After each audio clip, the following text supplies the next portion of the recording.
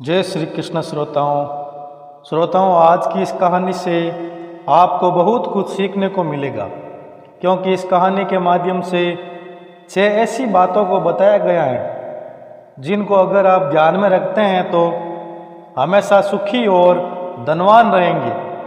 दोस्तों, इस कहानी को अंत तक जरूर सुनिएगा और जीवन में अगर सुखी और धनवान रहना है तो इन 6 बातों को गांठ बांध लेना चाहिए। श्रोताओं, तो आइए सुनते हैं आज की कहानी। दोस्तों, किसी राज्य में पति पत्नी का एक जोड़ा मेहनत मजदूरी करके अपना जीवन यापन करते थे। एक दिन उसके घर के सामने से 3 साधु गुजर रहे थे। तभी तीनों साधु घर के पास आकर रुक जाते हैं और आवाज़ लगाते हैं कि आपके द्वार पर साधु आए हुए हैं। साधुओं के द्वारा आवाज़ लगाने पर औरत घर के बाहर निकल कर देखती हैं कि उसके द्वार पर 3 साधु खड़े हैं। तब उस औरत ने साधु बाबा को प्रणाम कर उनके बैठने के लिए घर के बाहर ही आसन लगाए। इसके बाद भिक्षा देने के लिए एक थाली में कुछ अनाज लेकर आई। तभी एक साधु कहते हैं कि हे देवी, हमें जोरों की भूख लगी है, अगर कुछ खाने को मिल जाता तो बड़ी कृपा होती। तब वह गरीब औरत मन में विचार करने लगी कि हमारे घर में तो इतना भी पर्याप्त भोजन नहीं है कि इन तीनों साधुओं को भरपेट भोजन करा सकूं। परंतु उस औरत को ऐसा लगा कि हमारे पति आने वाले ही होंगे और कहीं ना कहीं जगह से वह भोजन का प्रबंध अवश्य कर देंगे। इसलिए उस औरत ने साधुओं से कहा कि आप लोग थोड़ी देर बैठकर विश्राम करिए, मैं आपके लिए भोजन का प्रबंध करती हूँ। तभी एक साधु कहते हैं कि हे देवी, तुम ये बताओ कि तुम्हारे अलावा इस घर में और कौन कौन है। तब उस औरत ने बताया कि हमारे पति काम करने गए हुए हैं, बस थोड़ी देर में आ जाएंगे। तब उन साधुओं ने कहा, हे देवी, तुम्हारे पति घर में नहीं है, इस कारण तो हम तुम्हारे इस घर में प्रवेश नहीं करेंगे और न ही तुम्हारे यहाँ भोजन करेंगे। जब तुम्हारे पति आ जाएं, तब हमें भोजन के लिए बुला लेना। थोड़ी देर पश्चात उस औरत का पति काम करके घर आ जाता है। तब उस औरत ने अपने पति से साधुओं की सारी बात को बताई। उस महिला के पति ने कहा, साधुओं को बुला कर लाओ और उन्हें भोजन कराओ, क्योंकि बड़े भाग्य से साधुओं का घर में आगमन होता है।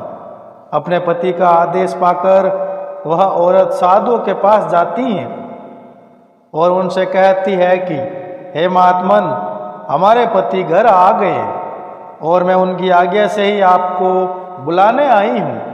आप लोग चलकर भोजन ग्रहण कर लीजिए। तब साधु कहते हैं, हे देवी, हम तीनों लोग एक साथ किसी के घर प्रवेश नहीं करते हैं। हम तीनों धन, सफलता एवं प्रेम के नाम से जाने जाते हैं और जिसके घर में जो प्रवेश करता है उस चीज से वह संपन्न हो जाता है। अतः अपने पति से जाकर पूछो कि हम तीनों में से सबसे पहले वे किसे बुलाना चाहते हैं। दोस्तों, साधुओं की बात सुनकर वह औरत अपने पति के पास जाकर सारी बातों को बता देती है।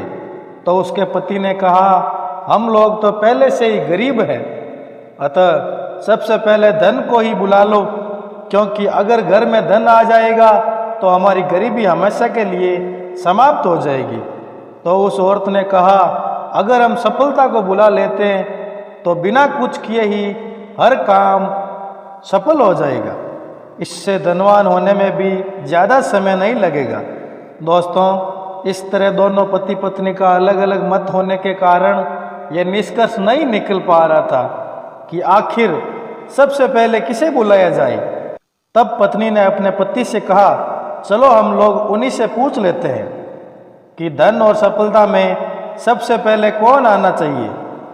इसके बाद वह दोनों साधु के पास जाते हैं और उनसे कहते हैं कि हे महात्मन, धन और सफलता में से जो भी सबसे पहले आना चाहता है हम उनका स्वागत करते हैं। पति पत्नी के ऐसा बोलने पर तीनों साधु एक दूसरे को देखने लगे और वहां से जाने लगते हैं।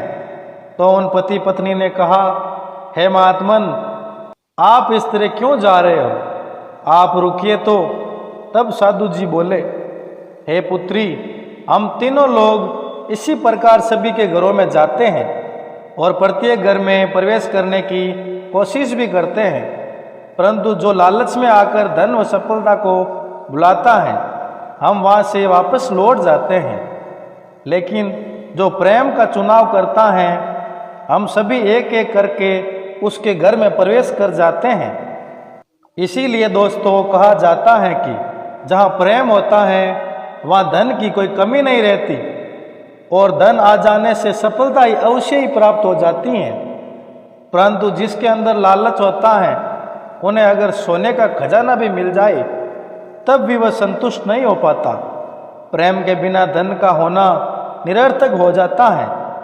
जिस प्रकार बुढ़ापा सुंदरता को, मृत्यु प्राणों को, आडंबर लक्ष्मी को, काम वासना लज्जा को एवं अहंकार सर्वनाश कर देता है, उसी प्रकार जहाँ आपसी प्रेम ना हो वहाँ पर सफलता और धन का आगमन नहीं हो सकता।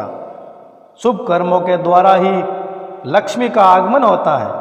प्रतिभा से लक्ष्मी की बढ़ोतरी होती है, चतुरता से लक्ष्मी का ठहराव होता है और प्रतिकूल समय से लक्ष्मी सुरक्षित रहती है।